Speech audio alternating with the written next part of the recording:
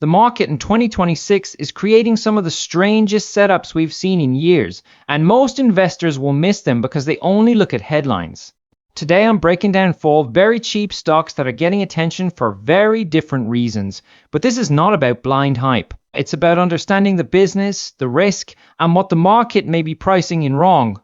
Stay with me, because the last company is easily the most speculative of the group. If you're serious about building wealth, hit subscribe and tap like. We're building a community that looks past the noise.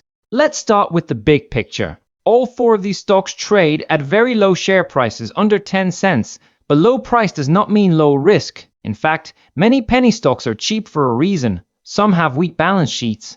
Some have broken business models. Some are losing investor trust. So the goal here is not to call every low-price stock a winner. The goal is to ask a better question. Is this company simply cheap, or is it deeply broken? That difference matters. The first stock is CIMG, ticker IMG on the Nasdaq. CIMG is a digital marketing, sales, and distribution company focused on consumer products, especially food and beverages. It is based in Beijing, and it used to be known as NEXCF. Right away, this is the kind of stock many investors ignore because the market cap is tiny.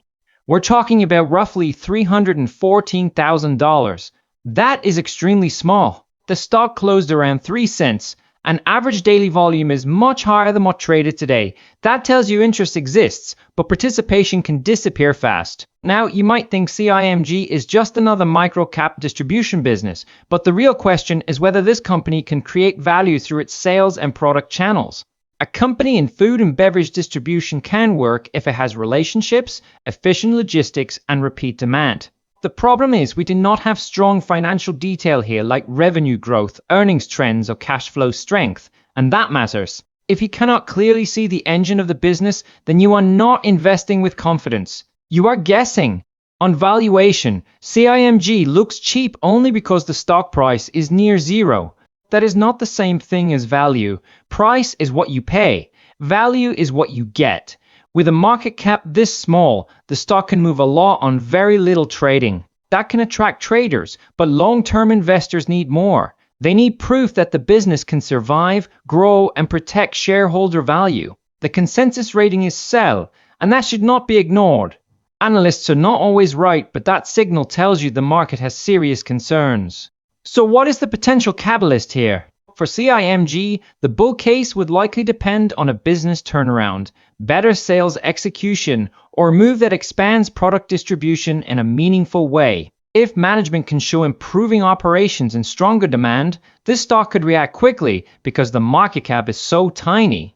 But until there is harder proof, this looks more like a watchlist name than a high-conviction investment. The upside could be sharp, but the risk is also very high. The second stock is ProPhase Labs, ticker PRPH on the Nasdaq. This one is more interesting because the business is broader. ProPhase develops and commercializes drugs, dietary supplements, and consumer health products. It operates in diagnostic services and consumer products. It also offers contract manufacturing, genomics-related services, respiratory testing, and over-the-counter healthcare products.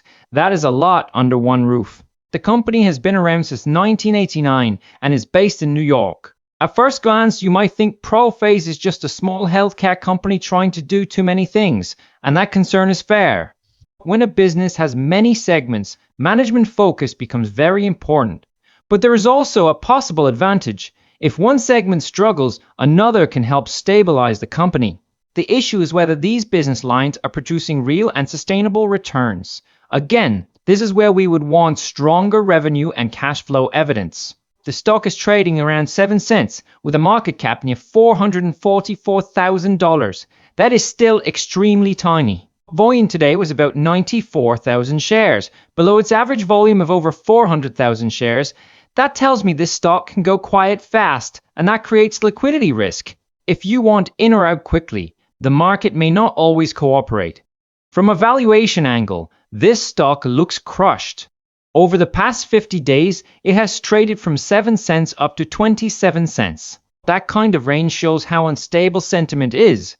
The market is clearly uncertain about what this company is worth. The consensus rating is also sell. So, once again, this is not a stock where the market is signaling confidence, but here's the possible catalyst. ProPhase sits in healthcare-adjacent areas that can become attractive if management simplifies the story and focuses on the strongest units. Diagnostics, consumer health, and contract manufacturing can all be useful businesses if they are run efficiently. If the company can show clean execution, improve margins, or monetize one of its business lines better, the stock could re-rate from deeply distressed levels. Still, this is not a stop to buy just because it used to trade higher. A stop being down does not make it cheap.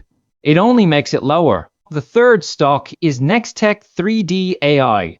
Ticker NEXCF on the OTC market. This one stands out because the business theme is easier to understand. NEXCF 3D AI provides augmented reality technology, wayfinding tools, and 3D model services. Its focus is on creating photorealistic 3D WebAR models for e-commerce marketplaces and online retailers. It was founded in 2018 and is based in Toronto. Compared with the first two names, this business has a more current technology angle, and that matters because investors often pay for future potential in emerging software and digital infrastructure plays. You might think NEXCF 3D AI is just another small AI-branded company trying to ride a trend.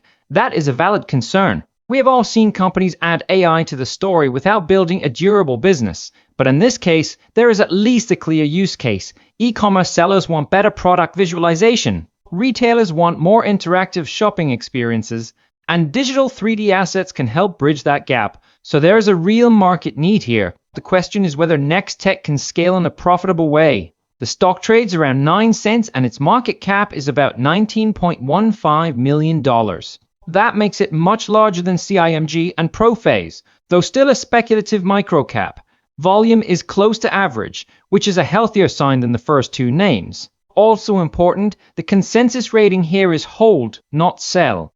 That does not mean it is safe, but it does suggest the market sees less distress in this name. When we think like business owners, we want to know if the company has a service people will keep paying for. In NEXCF's case, the answer may be yes, if e-commerce adoption keeps growing and if 3D content becomes more standard across online shopping. The company's catalyst is pretty straightforward. If retailers increase spending on product visualization, digital showrooms, and AR experiences, NEXCF could benefit. This is tied to a broader trend, not just one-off speculation. Now let's talk about the fourth stock, MariMed, ticker MRMD on the OTC market. MariMed is a cannabis company involved in cultivation, production, and dispensing of both medicinal and recreational cannabis in the United States and internationally. Cannabis remains one of the most debated sectors in the market. The long-term demand case is easy to understand. More legalization can mean more customers, more products, and more market access. But the sector has also burned investors many times through dilution, regulation issues, and weak profitability. MariMed trades around 8 cents with a market cap near $31.02 million. That makes it the largest of the four names we're covering today. Volume is lower than average, but not dramatically so. The 50-day range is narrow, between 8 and 9 cents, which tells you the market has been pretty stable here compared with the wild move seen in some other penny stocks. Also important, the consensus rating is moderate buy. That is the strongest rating of the four. You might think MariMed is just another struggling cannabis stock, and honestly, that's the right first instinct. Investors should be skeptical in this sector. But if we strip away the sector noise, this is still a real operating business in a market that could expand over time. Cannabis is not a fad industry anymore. The demand exists. The challenge is whether operators can turn demand into durable profits while surviving regulation, taxes, and competition. The catalyst for MariMed is clearer than for many penny stocks. It is tied to broader cannabis policy trends, state-level expansion, and stronger retail demand. If the regulatory environment improves, even modestly, sentiment in the sector could improve with it. And because the stock price is already so low, even a small shift in market confidence can have an outsized impact. But again, that does not remove the risk. Cannabis companies often need capital, and shareholders can get diluted. So this is a trend-driven idea, but one that still requires patience and caution. If I step back and rank these names by business clarity, MariMed and NEXCF 3D, AI stand out more than CIMG and ProPhase. MariMed has a clear industry and a known macro catalyst. NEXCF has a modern digital commerce angle with a use case that makes sense. CIMG and ProPhase may still have upside, but they need stronger proof. With those two, the market is signaling more concern and the tiny market caps raise the risk even more.